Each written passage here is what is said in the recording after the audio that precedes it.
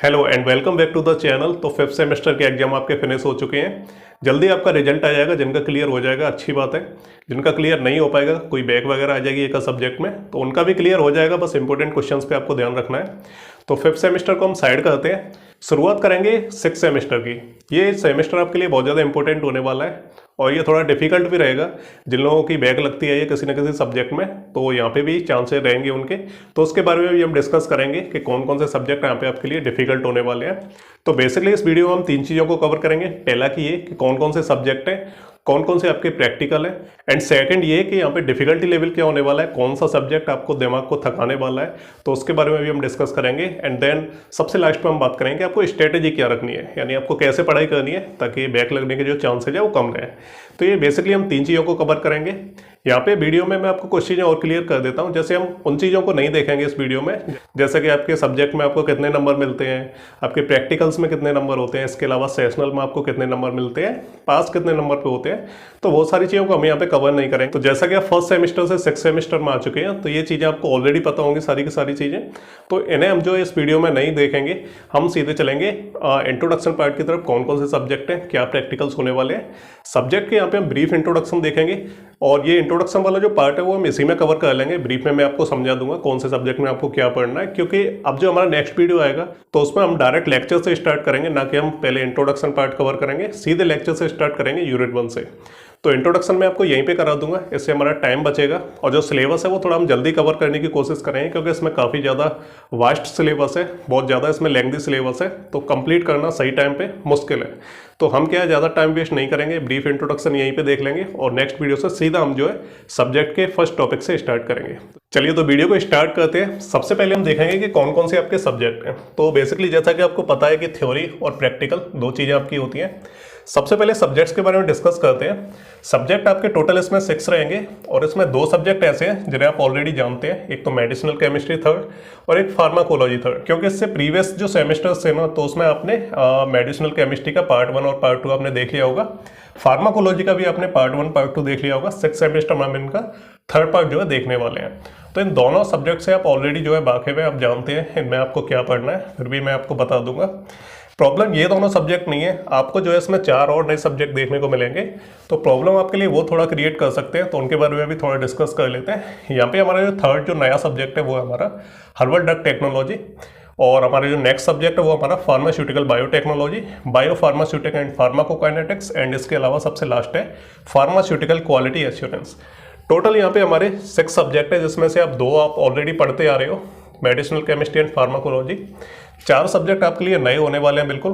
और इंटरेस्टिंग बात यह है कि ये जो 6 सब्जेक्ट है ना, तो इसमें एक भी सब्जेक्ट ऐसा नहीं है कि आपको जैसे देख के ऐसा लगे कि बस हम तो इसे ऐसे ही कर देंगे साइड में, बाकी जो मेन सब्जेक्ट है उनको पढ़ लेते हैं। ये जो 6 के 6 सब्जेक्ट है ना, इनका जो सिलेबस है वो काफ़ी ज़्यादा लेंथी है, और क्योंकि इसमें 4 नए सब्जेक्ट हैं तो ये चारों आपको जो है शुरुआत से पढ़ने पड़ेंगे, आपको अच्छे समझ के पढ़नी पड़ेंगी। और कुछ सब्जेक्ट इसमें ऐसे हैं जो आपके लिए सरदर्द जो है बन सकते हैं, तो उन सभी के बारे में डिस्कस करेंगे। चलिए 1 बाय 1 देखते हैं पहले कि कौन से सब्जेक्ट में आपको क्या पढ़ना है। फर्स्ट बात करते हैं मेडिसिनल केमिस्ट्री थर्ड। ये थर्ड पार्ट है, पहला और दूसरा पार्ट आप प्रीवियस सेमेस्टर्स में पढ़ चुके हो। तो बेसिकली मेडिसिनल केमिस्ट्री में हम क्या करते हैं कि अलग अलग ड्रग्स जो हमारे होते हैं, एंटीबायोटिक्स वगैरह होती हैं, तो जो हमारे वेरियस टाइप के जो ड्रग्स रहते हैं तो उनका स्ट्रक्चर क्या होता है, इसके अलावा उनके सिंथेसिस क्या होती है, यानी हम उन्हें ड्रग्स को कैसे सिंथेसाइज करते हैं, और इसके अलावा उसका जो सार होता है स्ट्रक्चर एक्टिविटी रिलेशनशिप। तो ये जो हमारे कुछ इंपॉर्टेंट चीज़ें हैं, तो इनको हम जो मेडिसिनल केमिस्ट्री में कवर करते हैं। सेम इसी की तरह हमारा कुछ कुछ जो है फार्माकोलॉजी में भी रहता है। बेसिकली जो मेन डिफरेंस रहता है इन दोनों सब्जेक्ट में, तो उसको मैं आपको क्लियर करता हूँ। सबसे पहले मेडिसिनल केमिस्ट्री में हम क्या देखते हैं कि जो कोई भी हम ड्रग पढ़ते हैं तो उसका हम मेनली स्ट्रक्चर पे फोकस करते हैं, सार पे फोकस करते हैं, स्ट्रक्चर एक्टिविटी रिलेशनशिप। सार का मतलब होता है कि जो मान लीजिए कोई हमारी एंटीबायोटिक है, उसका जो स्ट्रक्चर होगा तो उसमें हम अगर कोई चेंजेस करते हैं, कोई हम उसमें नया फंक्शनल ग्रुप वगैरह ऐड करते हैं, तो उससे क्या है उसकी जो एक्टिविटी होती है वो चेंज हो जाती है। तो हम क्या करेंगे कि जो मेडिसिनल केमिस्ट्री में हम जितने भी टाइप के अलग अलग ड्रग्स पढ़ेंगे तो हम उनका सार भी देखेंगे, है ना, कि उनके स्ट्रक्चर में अगर हम कुछ चेंजेस करते हैं तो क्या जो है इफेक्ट पड़ता है, उसकी एक्टिविटी पे क्या इफेक्ट पड़ता है। तो ये चीज़ हम देखते हैं, स्ट्रक्चर देखते हैं, सार देखते हैं, उसकी सिंथेसिस देखते हैं कि ड्रग को सिंथेसाइज किया कैसे जाता है ना। इसके अलावा उसका मोड ऑफ एक्शन देखते हैं कि वो काम कैसे करता है ना। तो ये कुछ जो बेसिक चीज़ें ये हम जो मेडिसिनल केमिस्ट्री में पढ़ते हैं। सेम हमारा कुछ कुछ ऐसे ही फार्माकोलॉजी में रहता है। फार्माकोलॉजी में हम क्या देखते हैं कि जो ड्रग होता है उसका हम मेनली ये काम देखते हैं कि स्ट्रक्चर तो हम देखते ही हैं, लेकिन हम उसमें सार और सिंथेसिस नहीं देखते हैं, हम क्या देखते हैं कि जो ड्रग है वो काम कैसे करता है, जैसे वो बॉडी के अंदर जाता है तो अपना इफेक्ट कैसे दिखाता है, उसका ड्यूरेशन ऑफ एक्शन क्या रहता है ना, और ऐसे कौन कौन से फैक्टर्स हैं जो ड्रग की जो एक्टिविटी होती है उसको जो है इन्फ्लुएंस कर सकते हैं, यानी ड्रग का जो इफेक्ट है उसको कम कर सकते हैं। तो बेसिकली मेन डिफरेंस इसमें यही है कि मेनली जो मेडिसिनल केमिस्ट्री है उसमें हम स्ट्रक्चर पे फोकस करते हैं पूरी तरीके से, फार्माकोलॉजी में हम क्या करते हैं कि जो ड्रग का जो इफेक्ट है उसके ऊपर फोकस करते हैं। तो ये हो गया हमारा दोनों सब्जेक्ट के बारे में ब्रीफ इंट्रोडक्शन। नेक्स्ट हम बात करते हैं जो कि हमारा एक नया सब्जेक्ट है, ये हमारा हर्बल ड्रग टेक्नोलॉजी।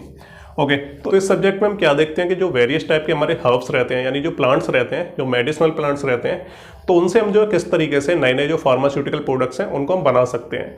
तो ये सब्जेक्ट के इसी तरह फोकस करता है कि हर्ब्स जो हमारे प्लांट्स रहते हैं तो उनकी मदद से हम वेरियस टाइप के जो फार्मास्यूटिकल प्रोडक्ट्स हैं तो उनको हम कैसे डेवलप कर सकते हैं। वेरियस टाइप के हमारे कॉस्मेटिक प्रोडक्ट्स हो गए, है ना, वेरियस टाइप की हमारी मेडिसिन हो गई जिन्हें हम हर्बल मेडिसिन बोलते हैं, है ना, तो उन्हें हम जो कैसे बना सकते हैं, उनका एक्सट्रैक्ट हम देखते हैं कि प्लांट से हम जो है ड्रग को कैसे एक्सट्रैक्ट करते हैं, रॉ मटेरियल क्या होता है ना, तो इन सभी चीज़ों के बारे में हम जो है हर्बल ड्रग टेक्नोलॉजी में पढ़ते हैं।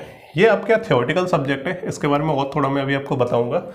नेक्स्ट हम देखते हैं फार्मास्यूटिकल बायोटेक्नोलॉजी, है। तो फार्मास्यूटिकल बायोटेक्नोलॉजी ये एक टेक्निकल सब्जेक्ट है। इसमें हम बेसिकली क्या देखते हैं कि बायोटेक्नोलॉजी की हेल्प से जो फार्मास्यूटिकल फील्ड होता है तो उसमें हम जो है क्या क्या जो चेंजेस कर सकते हैं, क्या क्या डेवलपमेंट कर सकते हैं। कहने का मतलब ये है कि बायोटेक्नोलॉजी की मदद से हम क्या है वेरियस टाइप के जो फार्मास्यूटिकल प्रोडक्ट्स होते हैं तो उनका जो है प्रोडक्शन करें। अब फार्मास्यूटिकल प्रोडक्ट का क्या मतलब है बेसिकली कि जैसे बायोटेक्नोलॉजी होती है तो उसकी मदद से हम क्या कर सकते हैं कि वेरियस टाइप की जेनेटिक इंजीनियरिंग कर सकते हैं। जैसे आपने सुना होगा वैक्सीन वगैरह होगी, रिकॉम्बिनेंट डीएनए टेक्नोलॉजी होगी, मोनोक्लोनल एंटीबॉडीज होगी, तो इस तरह की जो टेक्नोलॉजीज होती हैं और वेरियस टाइप की जो मेडिसिन होती हैं, वैक्सीन होती हैं, तो उनका निर्माण हम तो उनका फॉर्मेशन हम क्या है बायोटेक्नोलॉजी की मदद से करते हैं और उनका उपयोग हम क्या है फिर फार्मास्यूटिकल फील्ड में करते हैं। तो सिंपली हम ये बोल सकते हैं कि वेरियस टाइप के जो फार्मास्यूटिकल प्रोडक्ट्स होते हैं तो उनका हम जो डेवलपमेंट कैसे करें बायोटेक्नोलॉजी की हेल्प से। तो इसमें वेरियस टाइप की बायोटेक्नोलॉजी पढ़ने वाले हैं। ये सब्जेक्ट आपके लिए इंटरेस्टिंग होने वाला है, टेक्निकल सब्जेक्ट है, रटने वाली चीज़ नहीं है और हो सकता है आपके लिए ये सब्जेक्ट जो आपका फेवरेट भी बन जाए। तो यहाँ पे हमने थर्ड फोर्थ सब्जेक्ट देख लिया। अब नेक्स्ट सब्जेक्ट की बात करते हैं जो कि हमारा बायोफार्मास्यूटिक एंड फार्माकोकाइनेटिक्स। ये सब्जेक्ट आपके लिए कई सारे स्टूडेंट के लिए डिफिकल्ट हो सकता है, उसके बारे में हम डिस्कस करेंगे। अभी पहले सब्जेक्ट को समझेंगे इसमें है क्या है। बायोफार्मास्यूटिक और जो फार्माकोकाइनेटिक्स है इसमें हम एक चीज़ पढ़ते हैं ADME, ठीक है, ADME। ए का मतलब होता है हमारा एब्जॉर्प्शन, डी का मतलब होता है डिस्ट्रीब्यूशन, एम का मतलब होता है मेटाबोलाइजेशन और ई का मतलब होता है एक्सक्रीशन। बेसिकली बायोफार्मास्यूटिक्स में हम क्या है 4 इन वर्ड्स पे फोकस करते हैं कि कोई ड्रग है हमारा, जब भी हम ड्रग को इनटेक करते हैं अपनी बॉडी के अंदर पहुंचाते हैं, अब वेरियस टाइप के डोजेज फॉर्म होते हैं, सॉलिड टैबलेट हो गई, सिरप्स हो गई, है ना, इसके अलावा भी काफ़ी सारे जो है डोजेज फॉर्म होते हैं। तो जब हम उनको इनटेक करते हैं अपनी बॉडी के अंदर, जो उन्हें खाते हैं, उन्हें यूज करते हैं, तो उसके बाद वो जो ड्रग होता है वो ड्रग किस तरीके से हमारी बॉडी में जाता है, कैसे उसका एब्जॉर्प्शन होता है, किस तरीके से वो अपना काम करता है, कैसे उसका डिस्ट्रीब्यूशन होता है, मेटाबोलाइजेशन कैसे होता है, उसका एक्सक्रीशन कैसे होता है। यानी एक टैबलेट को जब हम खाते हैं उसके बाद उसकी जो पूरी कंप्लीट जो प्रोसेस होती है खाने से लेकर बाहर एक्सक्रीट करने तक, तो उसके बीच बीच में कौन कौन से स्टेप्स होते हैं और किस तरीके से वो काम करते हैं, तो उन सभी चीज़ों के बारे में जो हम डिस्कस करेंगे बायोफार्मास्यूटिक्स एंड फार्माकोकाइनेटिक्स। इसके अलावा इसमें जो ड्यूरेशन ऑफ एक्शन होती है, बायो अवेलेबिलिटी होती है कि एक ड्रग हम पूरा खाते हैं तो उसका कितना पार्ट हमारी जो बॉडी को मिल पाता है एक्चुअल में, है ना, क्योंकि ड्रग तो काफ़ी बड़ा होता है तो उसमें हमें जो हमारी बॉडी को कितना जो है ड्रग मिल पाता है पूरे ड्रग में से, तो उसको हम ड्रग की बायो अवेलेबिलिटी बोलते हैं। तो उस चीज़ को हम बायोफार्मास्यूटिक्स में पढ़ते हैं। इसके अलावा जो ड्यूरेशन ऑफ एक्शन रहती है कि कोई भी ड्रग हम खाते हैं तो वो कितनी देर तक हमारी बॉडी में असर करता है, तो उसको हम ड्यूरेशन ऑफ एक्शन बोलते हैं। तो उसको भी हम जो है बायोफार्मास्यूटिक्स में देखते हैं। तो सारी की सारी चीज़ों को हम बायोफार्मास्यूटिक्स और फार्माकोकाइनेटिक्स में पढ़ेंगे और ये सब्जेक्ट आपके लिए अच्छा होने वाला है, नॉलेजेबल होने वाला है। सबसे लास्ट बात करते हैं फार्मास्यूटिकल क्वालिटी एश्योरेंस, ठीक है। ये जो वर्ड है ना क्वालिटी, तो इसी से आप समझ सकते हो कि जो भी फार्मेसी के फील्ड में जो फार्मास्यूटिकल इंडस्ट्रीज रहती हैं तो उसमें जो भी प्रोडक्ट्स बनाए जाते हैं, टैबलेट्स हो गई, कैप्सूल्स हो गए, वेरियस टाइप के डोजेज फॉर्म हो गए, है ना, मेडिसिन हो गई, जो भी बनाई जाती हैं तो उनकी क्वालिटी को एश्योर करना, है ना। तो क्वालिटी को उनकी एश्योर करना कहने का मतलब है कि कोई भी टैबलेट बनाई तो उसकी क्वालिटी किस तरीके से हम एश्योर कर सकते हैं, किस तरीके से हम उसे इम्प्रूव कर सकते हैं और किस तरीके से उसे बेस्ट क्वालिटी का प्रोडक्ट हम उसे बना सकते हैं। तो उसमें हम क्या है वेरियस टाइप की गाइडलाइंस वगैरह को स्टडी करते हैं, गुड मैन्युफैक्चरिंग प्रैक्टिसेज, किस तरीके से एक पूरे ड्रग को फॉर्म किया जाता है, उसमें कौन कौन से वेरियस पार्ट्स होते हैं, कौन कौन से हमें स्टेप्स लेने रहते हैं, क्या उसमें हम मशीनरी वगैरह यूज करते हैं। तो उन सारी चीज़ों को जो है फार्मास्यूटिकल क्वालिटी एश्योरेंस में पढ़ते हैं। साथ में कुछ लॉज होते हैं हमारे, कुछ कानून होते हैं, कुछ नियम होते हैं, WHO ICH बहुत सारी गाइडलाइंस वगैरह रहती है। तो उनकी हेल्प से हम जो है कैसे हम दवा को मैन्युफैक्चर करते हैं, कैसे उसकी क्वालिटी को इंश्योर करते हैं कि हमारा जो प्रोडक्ट है फार्मास्यूटिकल प्रोडक्ट है तो वो कैसे सबसे बेस्ट क्वालिटी का बना रहे। तो इन सभी चीज़ों को इंश्योर करना, तो इस चीज़ को हम फार्मास्यूटिकल क्वालिटी एश्योरेंस में पढ़ते हैं। तो ये क्या एक थ्योरेटिकल सब्जेक्ट है। तो ब्रीफ इंट्रोडक्शन तो मैंने आपको दे दिया, ये हमारे थ्योरेटिकल सब्जेक्ट है। प्रैक्टिकल की बात कर लेते हैं। प्रैक्टिकल आपके इसमें 3 होने वाले हैं, एक तो मेडिसिनल केमिस्ट्री का रहेगा, एक रहेगा हमारा फार्माकोलॉजी का और एक रहेगा हमारा हर्बल ड्रग टेक्नोलॉजी का। तो 3 प्रैक्टिकल है और 6 आपके थ्योरेटिकल सब्जेक्ट्स हैं। चलिए, तो ये तो हमने इसका ब्रीफ इंट्रोडक्शन देख लिया। अब ब्रीफ का मतलब ब्रीफ ही होता है क्योंकि इसमें बहुत सारी चीज़ें हैं। अब इंट्रोडक्शन में तो सभी चीज़ों को कवर नहीं कर सकते हैं, लेकिन फिलहाल आपके लिए इतना जरूरी था जानने के लिए, उतना मैंने आपको बता दिया है। बाकी तो हम जब सब्जेक्ट पढ़ेंगे तो उसमें बहुत सारी चीज़ें हम देखने वाले हैं। तो ये हो गया हमारा ब्रीफ इंट्रोडक्शन। चलिए अब बात करते हैं सेकंड जो हमारी इंपॉर्टेंट चीज़ है, वो है हमारा डिफ़िकल्टी लेवल। ठीक है, इसके बारे में आपको जो जानना जरूरी है क्योंकि जिनकी बैग लगती रहती है या फिर क्या है जो पढ़ते काम है एग्जाम टाइम पे पढ़ते हैं, तो उनके लिए मैं बताऊंगा कि कहाँ कहाँ उनको समस्या आने वाली है। सबसे पहले शुरुआत करते हैं मेडिसिनल केमिस्ट्री 3rd से। तो इस सब्जेक्ट को आप ऑलरेडी पढ़ते आए हो, इसका पार्ट 1 पार्ट 2 आपने देख लिया, तो आप जानते होंगे इस सब्जेक्ट के बारे में। तो मेडिसिनल केमिस्ट्री 3rd एक तरह से टेक्निकल सा सब्जेक्ट है। इसमें थ्योरी तो इतनी ज़्यादा नहीं है, स्ट्रक्चर्स वगैरह अगर आप याद कर लोगे, सिंथेसिस आप अगर आप याद कर लेते हो तो आप आसानी से पास हो जाओगे, ज़्यादा दिक्कत इसमें नहीं आएगी। तो ठीक है, ये सब्जेक्ट आपके लिए ज़्यादा डिफिकल्ट नहीं होने वाला है। सेम इसी तरीके से कुछ कहानी हमारी फार्माकोलॉजी की भी है। तो काफ़ी सारे इसमें जो ड्रग्स हैं मोस्ट हमारे कॉमन ही है, दोनों का आप सिलेबस देखोगे तो दोनों का कॉमन सा ही है। ज़्यादातर जो मोस्टली ड्रग है वो कॉमन ही है हमारे, तो आपको इसमें भी ज़्यादा समस्या नहीं आएगी। और फार्माकोलॉजी में हम बेसिकली क्या है डायग्राम वगैरह की भी हेल्प ले लेते हैं, तो आप एग्जाम में जो है पास हो जाओगे, डायग्राम वगैरह बना के आप थोड़ी बहुत थ्योरी कर दोगे। तो दोनों सब्जेक्ट आपके लिए मीडियम होने वाले हैं, इनका जो डिफिकल्टी लेवल है कोई दिक्कत नहीं आएगी आपको इसमें और पास हो जाएंगे। चलिए इन कुछ नए सब्जेक्ट्स के बारे में डिस्कस करते हैं, जैसे कि हर्बल ड्रग टेक्नोलॉजी। अब ये क्या है पूरा थ्योरेटिकल सब्जेक्ट है, ये उन लोगों के लिए डिफिकल्ट होने वाला है जिन्हें क्या है थ्योरी रटना पसंद नहीं है और उन्हें क्या है बस ऐसे ही सिंपली जो है टेक्निकल सब्जेक्ट उन्हें पसंद आते हैं। तो उनके लिए थोड़ा दिक्कत देगा अगर आप थ्योरी वगैरह रटने में आप एक्सपर्ट हो और आपको जो प्रॉब्लम नहीं आती है थ्योरी पढ़ने में और लिखने में, तो कोई दिक्कत नहीं है, ये सब्जेक्ट आपके लिए इंटरेस्टिंग होने वाला है। और बेसिकली ये जो सब्जेक्ट है पूरा हमारा प्लांट वेस्ट होने वाला है। इसमें सारी चीज़ें हम हर्ब्स वगैरह के बारे में पढ़ने वाले हैं। वेरियस टाइप के जो हर्ब्स होते हैं उनकी मदद से हम जो है वेरियस टाइप के कॉस्मेटिक प्रोडक्ट्स वगैरह कैसे बना सकते हैं, तो इसी चीज़ के ऊपर ये फोकस करने वाली है। किसी किसी को ये पसंद आएगी, किसी किसी को नहीं आएगी, है ना। तो ये चीज़ क्या है, इसे भी हम जो है मीडियम कैटेगरी में रख देते हैं डिफिकल्टी लेवल। नेक्स्ट बात करते हैं फार्मास्यूटिकल बायोटेक्नोलॉजी। बहुत सारे लोगों की बैक लगती है सब्जेक्ट में, मेरा पर्सनली ये सब्जेक्ट फेवरेट है। इसके अलावा काफ़ी सारे स्टूडेंट्स ऐसे होंगे जिनका ये सब्जेक्ट फेवरेट होने वाला है, और ऐसे स्टूडेंट जिन्हें थ्योरी रटना पसंद नहीं, उन्हें टेक्निकल सब्जेक्ट पसंद है, तो उनके लिए ये सबसे बेस्ट सब्जेक्ट होने वाला है। इसमें आपको कुछ ऐसी चीज़ें भी आपको सीखने को मिलेंगी जो आपके लिए इंटरेस्टिंग होने वाली है एक्चुअली में, है ना।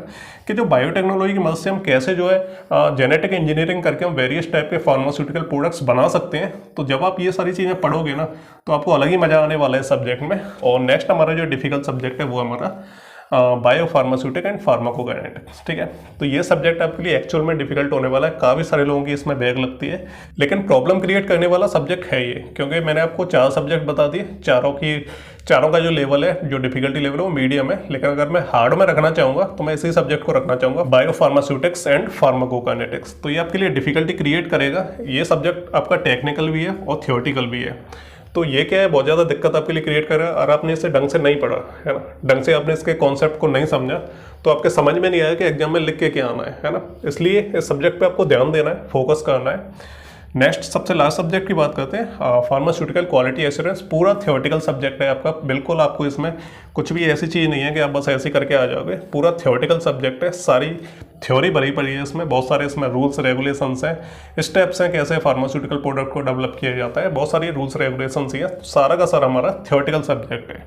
जिन्हें रटना पसंद नहीं है उन्हें बिल्कुल पसंद नहीं आने वाला है ये वाला सब्जेक्ट। तो इसका भी मैं इन दोनों सब्जेक्ट को बराबर ही मानता हूँ डिफिकल्टी लेवल में, ठीक है।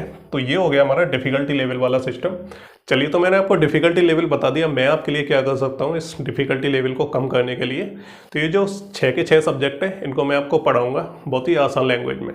इतना आसान आपके लिए कर दूंगा कि कोई भी डिफिकल्ट सब्जेक्ट है, बायो फार्मास्यूटिक्स हो, चाहे फार्मास्यूटिकल क्वालिटी एश्योरेंस, चाहे बायोटेक्नोलॉजी हो या हर्बल ड्रग टेक्नोलॉजी, फार्माकोलॉजी या मेडिसिनल केमिस्ट्री, कोई भी सब्जेक्ट हो, ऐसा बिल्कुल नहीं लगेगा आपको कि ये सब्जेक्ट हमारे लिए डिफिकल्ट होने वाला है। बस आपको थोड़ा फोकस के साथ पढ़ना होगा। और मैं आपको सारे के सारे सब्जेक्ट को जो है बोर्ड पर ही पढ़ाऊंगा, बिल्कुल मैं नोट्स में आपको नहीं पढ़ाने वाला हूँ। लेकिन जो नोट्स हैं वो आपको मैं बिल्कुल सिंपल लैंग्वेज में देने वाला हूँ, और उतना ही दूंगा मैं आपको नोट्स में जितना आप याद कर पाओगे और आप एग्जाम में लिख के आ पाओगे। बहुत ज़्यादा एडिशनल मैं आपको लिख के नहीं दूंगा, लंबी लंबी थ्योरेटिकल में आपको पैराग्राफ नहीं लिख के दूंगा। बहुत ही आसान लैंग्वेज में नोट्स में आपको हैंड रिटन प्रोवाइड कर दूंगा। लेकिन पढ़ाऊंगा मैं बोर्ड पे ही, ब्रीफ में पढ़ाऊंगा, और सारे कॉन्सेप्ट आपके ऐसे क्लियर हो जाएंगे जैसे आप 5वीं या 6वीं की कोई कहानी की किताब पढ़ रहे हो, है ना। तो बिल्कुल आपके कॉन्सेप्ट ऐसे क्लियर हो जाएंगे सारे के सारे। सबसे लास्ट स्ट्रेटेजी की बात करते हैं। आप स्ट्रेटेजी का सबका अलग अलग होता है ना। बहुत सारे लोग मिलेंगे आपको जो ये बोलेंगे कि आपको इस तरीके से पढ़ना चाहिए, या फिर आपको इस तरीके से जो है नोट्स बनाने चाहिए, आपको ऐसे रिवीजन करना चाहिए। तो मेरा मानना ये है कि जो स्ट्रेटजी होती है वो स्टूडेंट से स्टूडेंट पे डिपेंड करती है स्ट्रेटजी। अब मैं अपने तरीके से बता दूं कि मैं 4 बजे उठ के पढ़ लेता हूं, मैं पूरे दिन पढ़ाई करता रहता हूं, मैं चीज़ें बहुत जल्दी याद कर लेता हूं, तो ये स्ट्रेटजी मेरे लिए काम कर सकती है, क्योंकि मेरे ब्रेन सेल्स अलग हैं, मैं अलग तरीके से पढ़ सकता हूँ, चीज़ों को जल्दी याद करके समझ सकता हूँ। तो ये जो स्ट्रेटजी है मेरे लिए तो काम करेगी। अब सेम स्ट्रेटजी मैं आपके लिए बोल दूँ कि भाई आपको भी ऐसा ही करना चाहिए, तो हो सकता है आपका दिमाग इस तरीके से काम नहीं करता हो, आप अलग तरीके से पढ़ते हो, अलग आपकी टाइमिंग हो, अलग आपका समझने का तरीका हो, तो ये आपके ऊपर काम नहीं करेगी। तो यहाँ पे एक स्ट्रेटजी मैं आपको सिंपल से यही बता देता हूँ कि आपको जो है ये 6 के 6 जो सब्जेक्ट है ये काफ़ी ज़्यादा आपके लिए लेंथी होने वाले हैं। 4 नए सब्जेक्ट हैं जो आपको समझना बहुत ज़रूरी है, इसलिए आपको समय उतना ही मिलेगा जितना आपको हर सेमेस्टर में मिलता है। सब्जेक्ट इसमें काफ़ी सारे हैं, 6 सब्जेक्ट हैं, और 6 के 6 सब्जेक्ट आपके लिए अच्छा खासा जो है इनका सिलेबस है। तो इनको सही तरीके से कवर करने के लिए आपको दिन में कम से कम 2 से 3 घंटे तो आराम से आपको सिटिंग देनी पड़ेगी। अब सिटिंग आप कब दोगे, दिन में दोगे, सुबह दोगे, रात को दोगे, जब भी आपको पढ़ना सूटेबल लगे, आपको समय निकाल के इतना पढ़ना ही पढ़ना है। अब पढ़ाई का तरीका अलग अलग हो सकता है, कोई कैसे पढ़ता हो, कोई कैसे, लेकिन मैं क्या जो भी लेक्चर्स वगैरह डालूंगा तो आप क्या अगर उनको रेगुलर बेसिस पे देखते रहोगे तो आपके दिमाग में एक चीज़ तो सेट हो जाएगी कि हाँ बात आपने एक बार देख लिया है। जब आप रिवीजन करोगे नोट्स के थ्रू तो सारी चीज़ें आपकी रिवाइव हो जाएंगी, सब कुछ आपको याद आने लगेगा। इसलिए स्ट्रेटेजी बिल्कुल सिंपल सी है हमारी कि दिन में 2 से 3 घंटे आपको पढ़ना है, अब जब भी आपको समय मिले, क्योंकि सब्जेक्ट ज़्यादा होने वाले हैं आपके। अगर आप इनको छोड़ दोगे या फिर आप सोचोगे कि बाद में एक साथ कवर कर लेंगे तो बहुत मुश्किल होने वाला है, क्योंकि मैंने देखा है बहुत सारे एग्जांपल्स हैं जो ये काम करने की कोशिश करते हैं, तो यहाँ पे दिक्कत क्रिएट हो सकती है।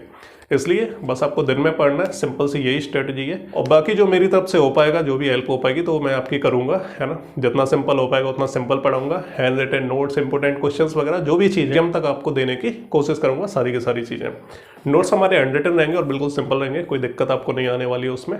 तो ये था हमारा इंट्रोडक्शन पार्ट 6 सेमेस्टर का ब्रीफ, आपको मैंने सारी चीज़ें बता दी। अब नेक्स्ट वीडियो से हम जो है सीधे सब्जेक्ट की जो यूनिट है, यूनिट 1 से हम स्टार्ट करेंगे। तो चलिए फिर मिलते हैं अगले वीडियो में, तब तक के लिए good bye and take care.